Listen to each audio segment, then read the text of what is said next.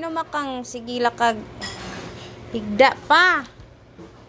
Ngano sige man kag duka, unsay problema? Ay mo gani sa. Ha? Mo gini basta wa tay trabaho? Trabaho ta pa? Magtrabaho ta uy. Pa. May trabaho. Trabaho ko rin sa kuwan. Tapol-tapol lagi kay ka pa.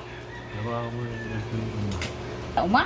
Tapulan kay ang papa today. Sige lag katog. Ay, murag pila na siya ka days. Ay, murag taud-taud na no? Train siya na libang. Murag magsige na lang siya katog na. Duka kay siya perme. Sukad pag-abot kay pista. Ano na siya, nagtapol-tapol na kay si papa guys. Masili siya katog yun. Inigaway ang kaon. Takili din siya. Matog din siya. Siya problema ni mo papa.